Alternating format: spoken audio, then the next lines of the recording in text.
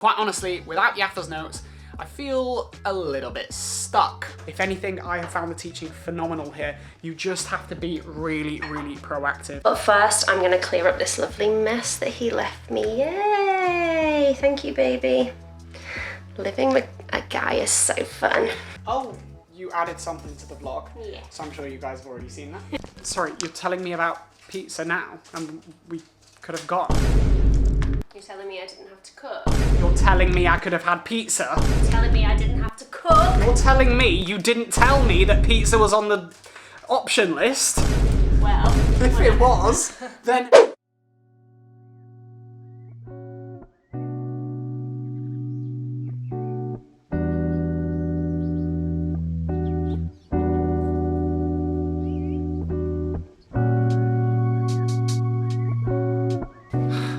And good morning from another week here as a medical student living in Manchester and on my third year. Really excited to talk to you guys and show you guys what I'm getting up to this week. Now, it is Tuesday, and that is because yesterday, Monday, wasn't the busiest of days, to be honest. I started at 9 AM with a lecture from one of the doctors within the trust on how to interpret x-rays. So it was just going through the RIPE ABCDE framework, which you'll learn about in clinical years as to how to look at the x-ray and what things to be looking for. Then from 10 o'clock, I didn't really do much because I had a bit more of a life admin day because all Sunday I spent in hospital on a placement. So then at 4 o'clock, we had our seminars.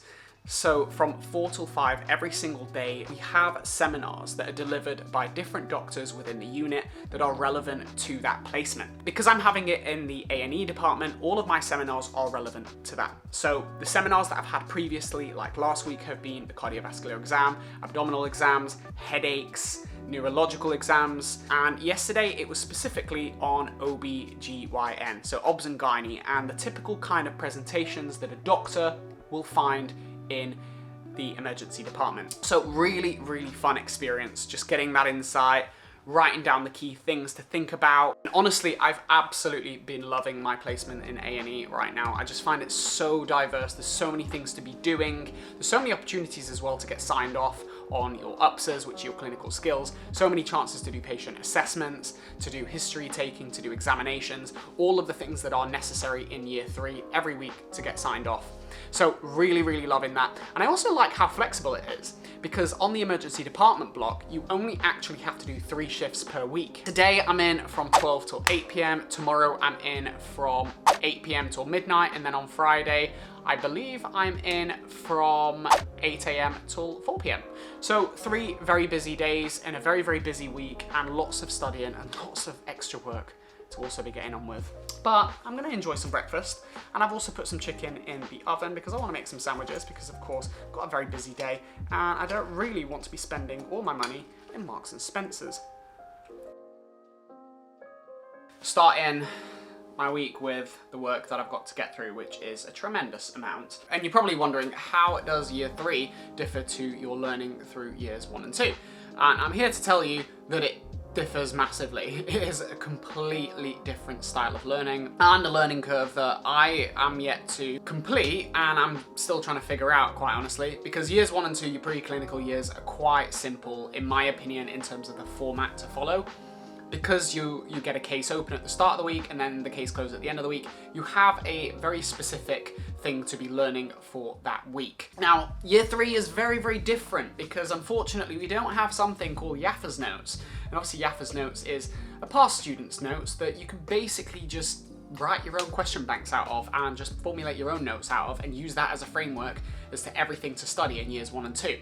Unfortunately, because in years 3 to 5, we're all on different placements, we're all on completely different blocks, so we're all gonna have completely different learning experiences in our 3rd year. I'm doing emergency medicine, cardiology, respiratory medicine, and then general medicine. But there's other students doing things like urology, doing obs and gynae. So what we're supposed to be doing is taking some of the lessons and some of the presentations and some of the conditions that we learn whilst on our placement and doing a little bit of background reading on that. However, we also have each week a TCD, which is a theme case discussion, which everybody on the course in year 3 has access to. And our first week was on acute breathlessness. The second week, this week, is on subacute breathlessness. And then the week after that, it might be on something else. So chest pain or headaches and something like that. So everybody has the same kind of format to follow. However, the learning is very different, and the kind of things that we need to study is very different, because now it's all clinical. It's all presentations, signs, symptoms, investigations, treatment, management, and that's the kind of thing that you need to learn, right? As opposed to previously, it's all of the biochemistry, it's all of the cells, it's all of the receptor pathways that you needed to learn in your preclinicals. Clinical is, as it says on the tin, clinical. And quite honestly, without Yatha's notes, I feel a little bit stuck. So Matt, what are you doing each week, and how are you figuring out how you study? Funny you should ask, because I'm just about to tell you. So on OneMed, which is still the platform that we use, each week we still have our casework that we kind of need to get through. And obviously week 1 is about acute breathlessness. So what I've been doing is I've been opening up the casework, and within that there are 2 different cases, both of which have a similar presentation of acute breathlessness and some work that we can work through. But the way that this is structured is very different to years 1 and 2, in that we just get a big paragraph and we're meant to just figure out learning agenda questions and whatever else. Within this casework, we're given a kind of journey of a patient from seeing the doctor, the presentations, all the different steps in the process, the questions that you should ask the patient, answers to those questions, and then you keep making your way through and you fill out different things. So the purpose of this is to try and show you the patient journey, show you the kind of questions that you need to be asking in a clinical setting, but then also doing your studying around the kind of questions that are being asked. And that's, to be honest, exactly what I'm doing.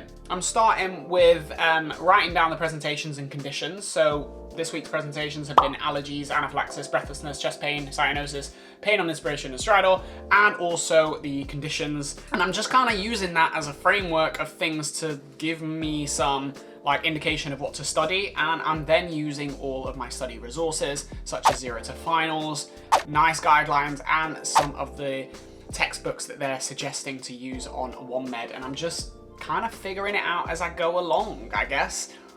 This is going to be a massive learning curve, and to be honest, I really don't know if this is the best way of doing things, or, you know, if this is going to work, or this is just going to be too time consuming, but we're going to see how it goes, I guess.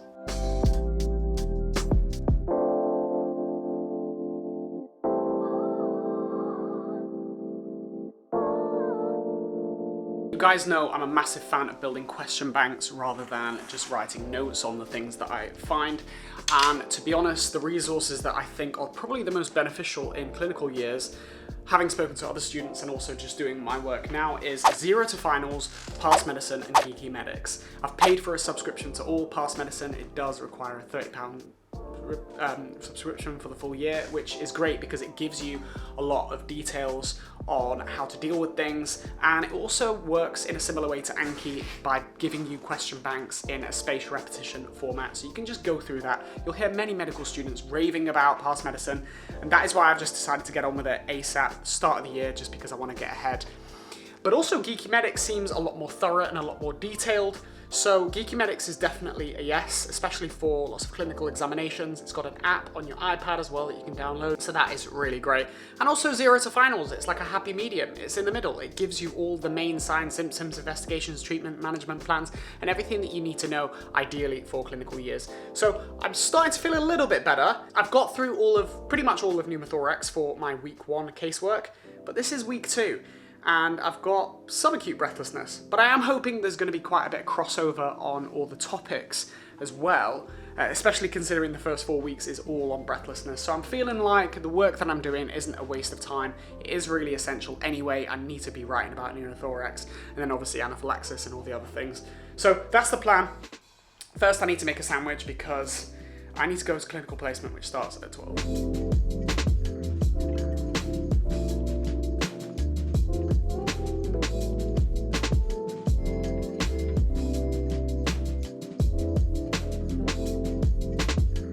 Alright, bag is pretty much made. iPad, stethoscope, electronic stethoscope, of course, and Cliff Bar, 2 sandwiches, 2 boiled eggs to snack on, protein, very important. And banana. And I think with that, we're good to go. But most importantly, scrubs, ID badge for the hospital, and I've also got a little light, just in case I do a neurological exam, cranial nerves. Oh.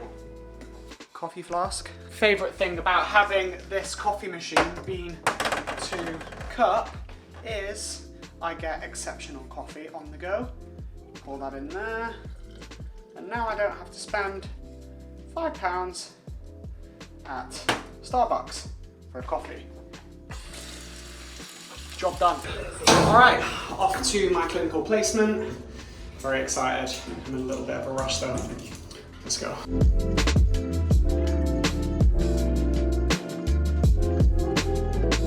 Just come out of clinical placement. So much fun. I've got so much done today.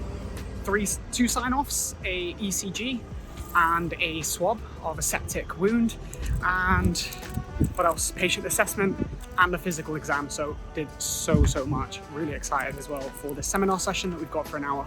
And so I've just come to a nearby Costa just for a Coke, just because I need some caffeine for a little bit. But yeah, in 5 minutes I have my seminar session, which is on, I don't know, anything. It could be on anything, but it's delivered by one of the doctors in the A&E ward.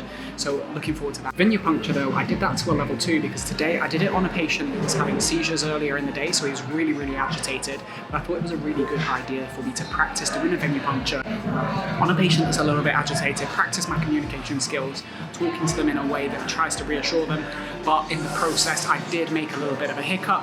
When I put the venipuncture in, I took the blood out, and after I removed the needle, I didn't put the cover over the butterfly needle, so I put it in the tray with the needle out, which is obviously a bit of a problem, so I need to remember not to do that again. So I made sure that I was signed off on a level 2 rather than a level 3. Just need some more practice on that to keep getting myself up to speed, because I've noticed in every hospital as well, there are different ways of doing venipunctures. Doctors, nurses, they all do it their own little different way, and obviously if you're in a major trauma centre, they just need to get it in and get it out. So sometimes the ANTT, which is the aseptic non-touch technique, is kind of thrown out the window because the priority is just getting those bloods done ASAP. But yeah, honestly, amazing afternoon. I'm in from 12 till 8, and I've only been in for 4 hours so far, and I've got so much done. So honestly, amazing so far, but I am gonna go for this seminar session, and yeah, back to the hospital. Bye-bye, Costa.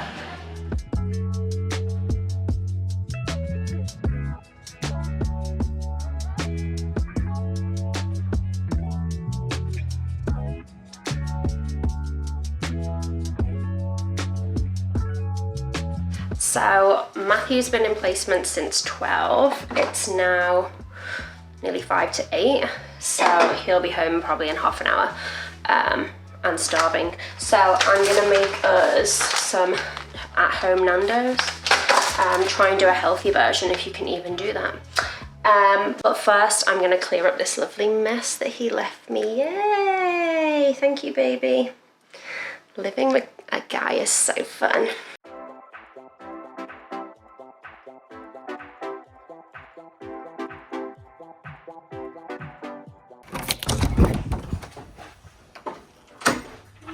Hello!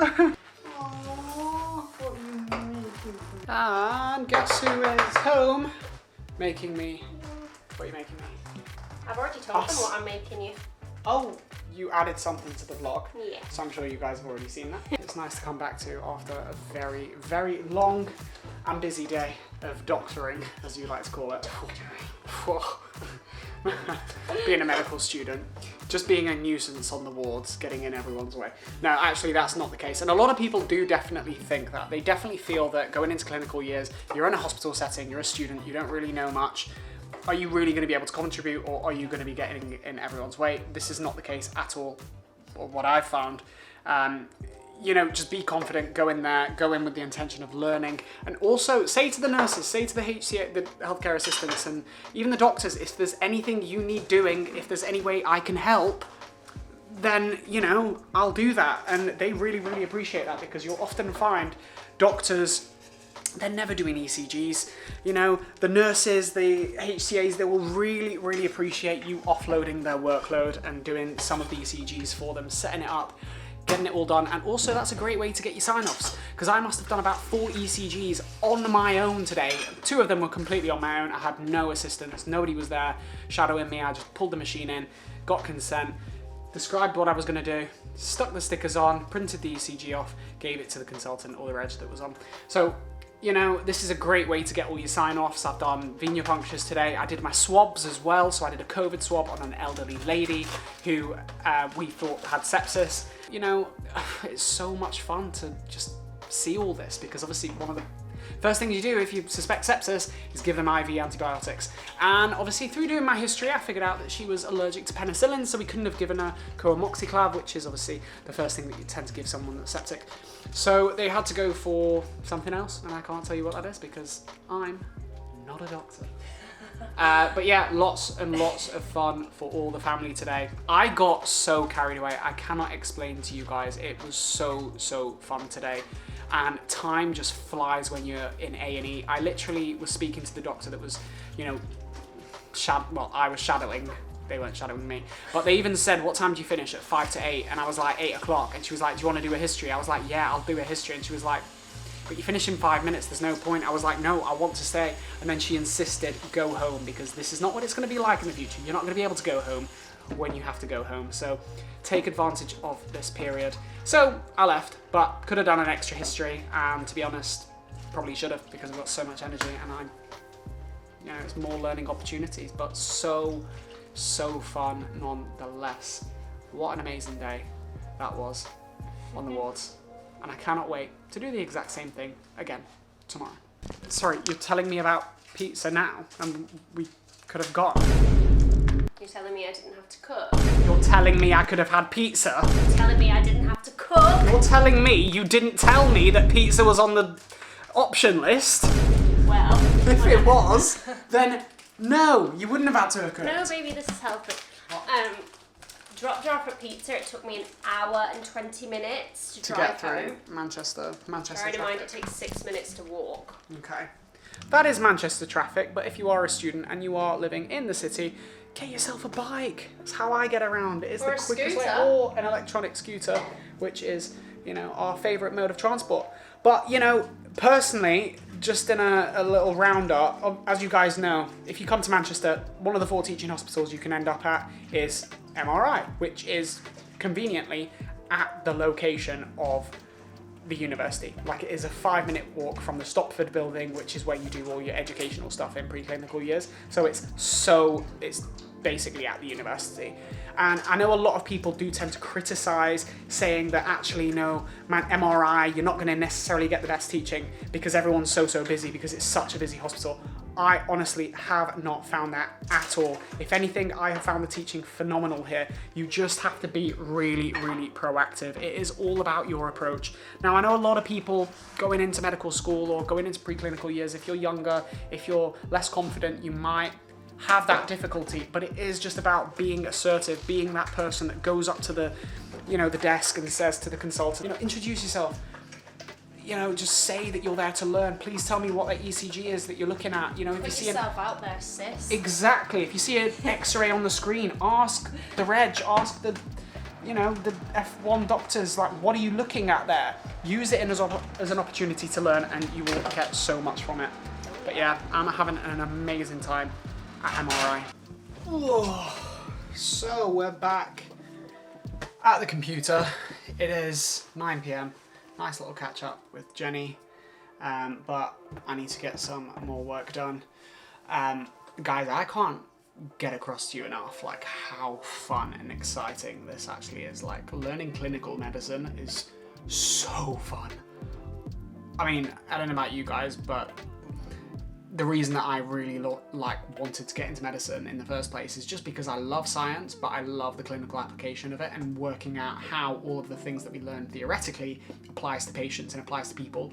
And the fact that we can solve problems based on, you know, a history. They often say 80% of the diagnosis can be done from a really good history.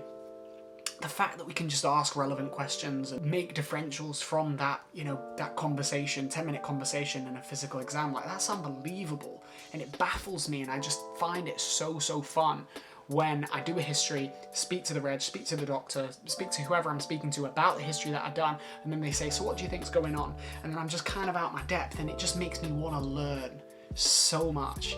Like, it just makes me want to come home now and just like learn about all the things that they've mentioned to me, and oh God, it's just so exciting. I can't explain enough how exciting it is. And I also got another sign off. Like, if I just give you guys a quick look at how I am monitoring my sign offs. So if I show you my Notion, which is right here, so this is the week's case, but if we go over to my year 3 tab in Notion, this is what I've created. I've got my details, my to-do list of all the things that I want to get done, and of course my theme case discussions. But if you scroll down, these are the blocks that I am on this year. First, I'm in ICL emergency medicine, and as you can see right here, these are my logbook targets that I've got to get each week. 3 patient assessments, 1 standard, 1 physical exam, and an enhanced presentation over the course of this 4-week period. So I can get that enhanced presentation at any point, and I've got to do that to the lead consultant that's looking after us. So I need to book that appointment specifically for him. But as you can see today, I did a patient assessment. I also, did I do a presentation? I'll have a look. But I did my patient assessment, and this week I just need to do 2 more patient assessments and also a presentation. But I have done a physical exam, which is great. But if we go back to my year 3, as you can see right here, these are my UPSs. These are all the skills that I need to do. And as you can see, I've done 1, 2, 3, 4, 5, 6 out of the 10 to a level 3, which is mental. And these are the extra ones that I did today. I did another venipuncture, got that signed off at a level 2. So I've only got to do a capillary blood glucose, a peak flow, and administering oxygen. And last of all, I need to do the scrub up, which you do in your surgical block. So I can't even do that until my last week. Unreal, but yeah, as I say, now I'm gonna get some more work done and yeah, crack on.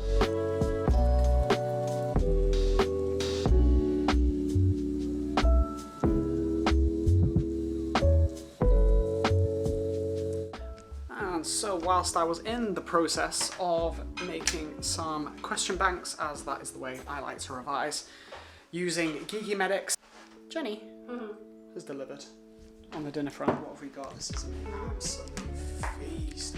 Wow. Pitta, sweet potatoes, yummy, yummy, yummy.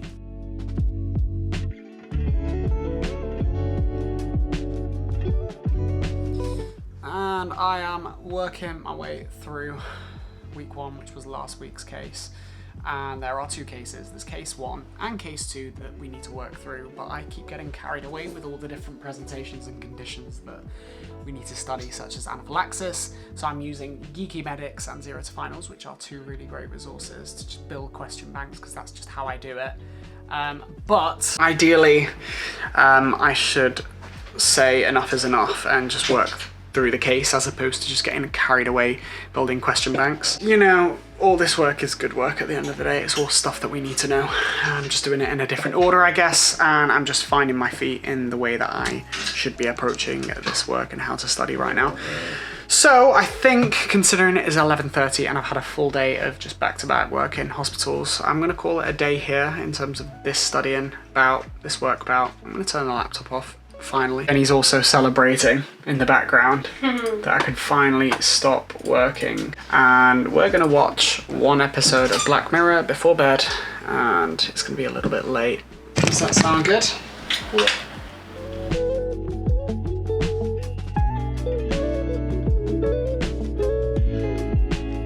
And that is it from today. We've just finished watching a lovely episode of what? Black Mirror. It wasn't lovely. It was actually really eerie. It's a bit bizarre. Yeah, it was not what you want to be watching just before bed. But I think that is where I'm going to end this video, 12:30. And yeah, this has been a day in my life, and this is pretty much what I get up to in year 3. Had a glass of wine. And that's where I'm ending it. So if you've enjoyed it, hit the like button, hit the subscribe, and check out these other videos and this playlist right here with more from me and what I get up to. But as always, we'll see you in the next one. Wash.